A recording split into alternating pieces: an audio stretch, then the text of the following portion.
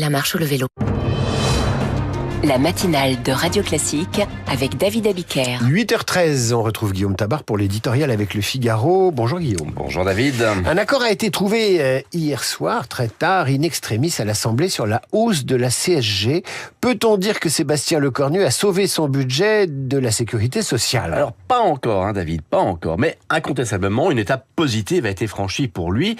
L'heure de vérité approche, elle aura lieu dans la matinée avec le vote de la partie 2 du budget de la sécurité sociale. Alors, quand on faisait hier les comptes, on voyait que les votes contre assurés, LFI, le RN et communistes, restaient plus nombreux que les votes pour assurés, Renaissance, le Modem et même en intégrant le PS.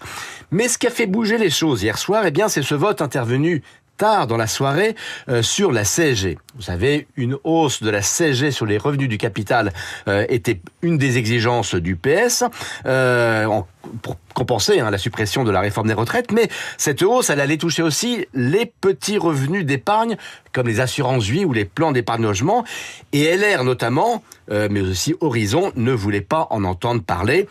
Pas de hausse d'impôts, martelait Laurent Wauquiez, c'était un point important pour lui, et c'est ça qui a bougé hier soir. Alors, pas totalement, il reste toujours une hausse de la CSG, mais les classes moyennes seront épargnées.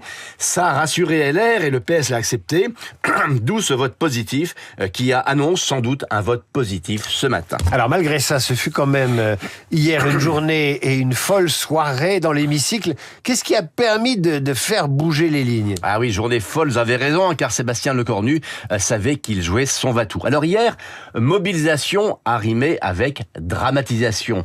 Dès la reprise des travaux, le Premier ministre a brandi une note du directeur de la Sécurité sociale, assurant que sans budget voté, le déficit de la Sécu serait de 30 milliards d'euros.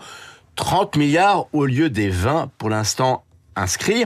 Alors cette précision, elle s'adressait à la droite et à Horizon, qui était tenté de ne pas voter ce budget.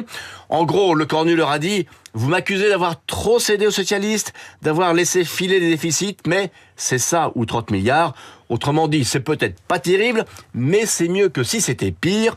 Ça s'appelle un argument d'autorité, mais qui, semble-t-il, commence à porter ses fruits. Alors Guillaume, à ce stade, Sébastien Lecornu sort-il renforcé ou affaibli de cette séquence ? Écoutez, soyons basiques, un vote positif ce matin puis mardi sur l'ensemble du PLFSS, ce serait mieux qu'un échec, et tout le monde serait bien obligé de dire chapeau l'artiste, d'autant que, on l'a assez dit, ça n'avait rien d'acquis dès le départ.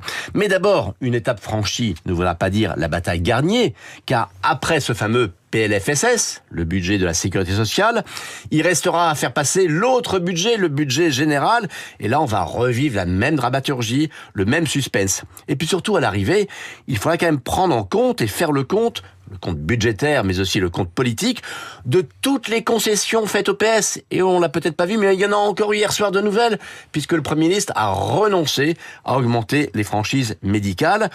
Et on verra peut-être alors qu'une victoire à court terme peut être peu glorieuse, voire dangereuse à moyen et long terme.